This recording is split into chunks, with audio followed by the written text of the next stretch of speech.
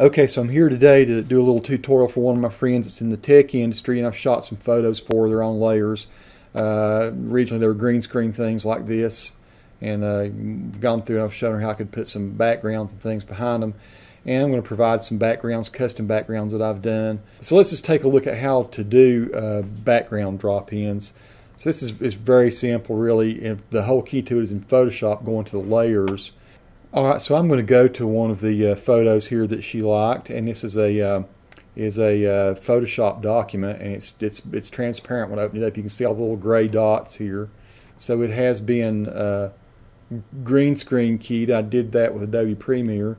It does better than what I usually use in Photoshop. But I'm going to go open up a background. Here's some backgrounds I've created.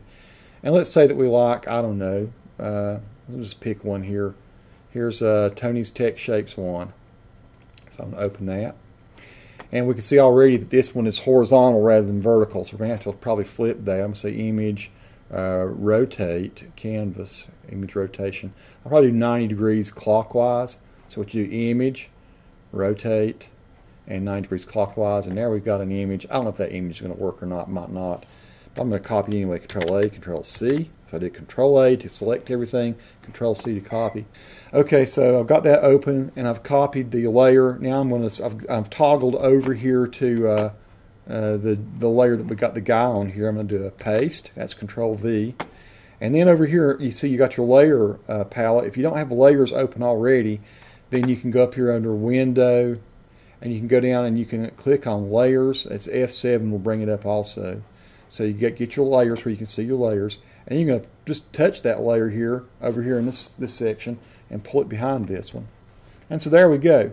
We got the guy standing in front of the layer, and we can move him around wherever we want him to go. If we want him to be, moved around to a different area or something, we can do that.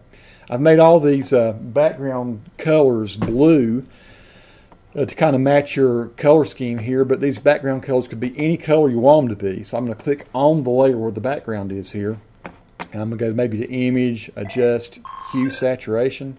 And so I can change the hue and saturation to make this layer any color I want it to be. If I want it to be green, if I want it to be red, blue, any color you want to do, you can change your saturation. Maybe you don't want it to be saturated, you want it to be more of a gray or more of a lighter tone. Maybe you want to lighten it and all here. You can lighten that background, or you can darken the background. Whatever you want to. You have really just total control over what you're able to do with these backgrounds. I'm going to say cancel. I'm going to maybe just to go ahead, if you want to delete the layer, you can delete that layer too. So what you're doing, you're bringing the layer in. The layer is of course usually I got using the JPEGs. These are very high res Photoshop documents, about probably 16, 18 megs each. The layers that the backgrounds that I've created are more like about 2 megs tops. But I've got a whole bunch of different backgrounds here. Let's say we like this one for instance, and even if let's say that this one is oriented this way, but let's say we just want to use this portion, or maybe this portion over here of this one, then you might want to just actually take this and crop it. Let's say we want to use this side right here, and just that much. Now what you want to do, you don't want to like overwrite over your. So when you go back and try to close this, tell it not to save it. But right now I'm going to do a Control A to select all. I'm going to do a Control C to select that, or to copy that. Then I'm going to go back over here to the guy again. I'm going to paste this one in. Now the problem we got here is look how small that one is. And that's okay. Generally you can scale these things up, 50, 80%, and Photoshop does a great job of doing that now. And you don't lose a whole lot of detail. So I'm going to pull that layer again over here. I'm going to touch it and pull it behind the gentleman. Then I'm going to say Edit, Transform, and I'm going to scale this one. And I can go up here. I can actually pick a percentage to scale it. A lot of times I just like to drag it. So I'm going to put my little cursor here over one of the ends. I'm going to hold the Shift key down, and that allows it to grow at a constrained proportion here. So now I've made this. I'm going to go ahead and hit Enter to apply that. And maybe I want more of those boxes behind him. I'm just going to kind of pull them, drag them over here. So I've got the Direct Select tool here, or the Move tool actually, I guess. And I pulled that over. Once again, same things apply. Now let's say that I can change the tone or color or thing. Let's say that I want to vignette him a little bit more. I'd like for it to be darker and all up here. I'm probably going to go over here and grab the the burn tool. You can see you got burn, dodge, sponge. You could go lighter, but I want to make this darker, so I got the burn tool. I got it set to 50%. I got mid-tones. And I got a pretty good sized brush here. I'm going to go back maybe 800. No, let's go back up about 1100. So now I got a pretty good sized brush. I'm on the background. I'm not on the layer that he's on. And I'm going to darken this up a little bit up here and darken it up down here too. And now suddenly it becomes a little bit more dramatic looking. So there you go. You know, you can do anything you want to with these layers. Let's use a different set here and let's see what else we can do.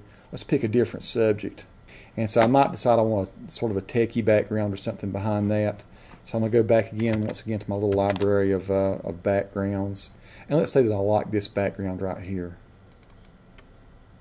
So once again, I've got it open now. I've got it highlighted. I'm going to do Control A, Control C. Then I'm going to go back over to the other document. I'm going to do Control V. And then once again, I'm going to pull the layer behind this layer. And you can see it's pretty dark. Now, one of the things I might want to do, though, that looks kind of nice, I'm probably going to maybe put a glow or something behind this part right here. So I'm going to click on that layer. I'm going to say Edit. I'm going to say Layer Style. And I'm going to pick an outer glow. And since we're using very high-res images, it just puts a very tiny little line behind it here. But I can do some things to make this look a lot better. I'm going to make that a little bigger. I'm pulling the size of the glow here. The spread of the glow can make a difference here, but we probably don't want to mess with that a whole lot at this point. I can take and change the opacity if I want it not to be not to be quite so harsh. I can do that kind of thing there. But you can see you have a lot of control here over what you want to do to create a background and then to set your image apart from the background. So again, I don't know that I like that so much against that. I'm going to delete this foreground here. And now I can go in and maybe pick a different subject for the front. Okay, I'm going to do Control A, Control C here, and I can pull it over here onto the background if I want to and just paste it. Okay, so now I've pasted the bag on top of this background. The other thing I can do if I want to, I can take this background, I'm going to click on it. I can maybe brighten the background a little. Image adjust, brightness, contrast. So let's brighten that background a little. So there we go, look at that now. That looks a little bit better. I could change the contrast down just a little. And now we've got something that looks pretty nice there. Let's say we don't want it floating out in space so much.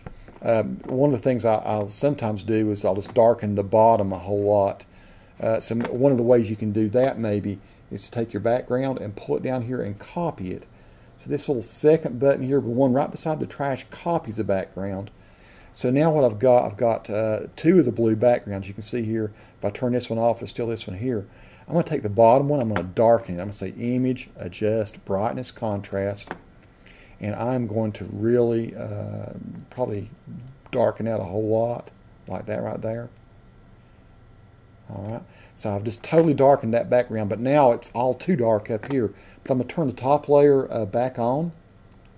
Okay, then but I still got the bottom layer selected. I'm going to get an eraser this time.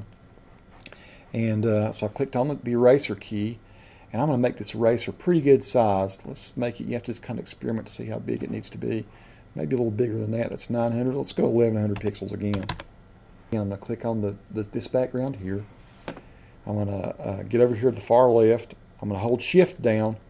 Then I'm going to drag across the bottom while I erase that. So now what I've got is it's not quite hanging out in space quite so bad as it was. It looks like it might actually be sitting there on something. We can still see some detail and stuff underneath. But there you go. That's just kind of a nice effect I like to use when I'm working with these backgrounds.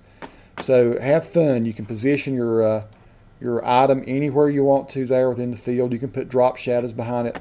Let's say you wanted a drop shadow for some reason behind that. You could go up here under Layer Styles, and you could pick a drop shadow.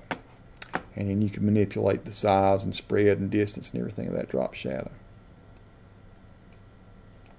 So there you see now we've got actually a little bit of a subtle drop shadow behind that. So that's kind of the way it works by dropping backgrounds and all in behind. Once again, you can, now let's say that you want to keep this background, you want to change the color perhaps of it.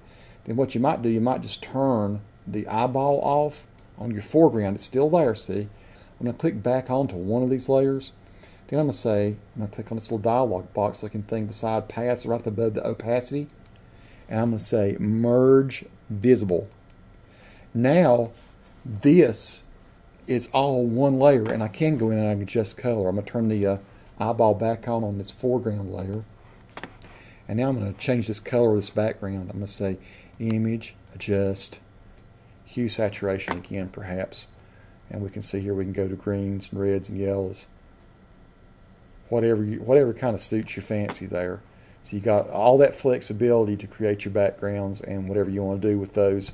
And then of course to save these now, you can either save these in layers, save that Photoshop document with the background. I like to do the save as is so that you don't, if you do the save as, you're not, killing or overriding anything that you want to save. That's the way it is. Or I would typically do a JPEG, right? You can go to JPEG. I could save that as maybe a level 12 JPEG. If I were to save this, it might be bagged with orange background, a JPEG, and tell it to be a level 12, and you got a very high resolution image. But you can also save your composition in Photoshop if you want to save as a PSD, which is your Photoshop document, the top one, and then it's still in layers. You can go back and edit that layer. But there you go. That's kind of all I know to say about that. Hopefully this has been helpful. Thanks.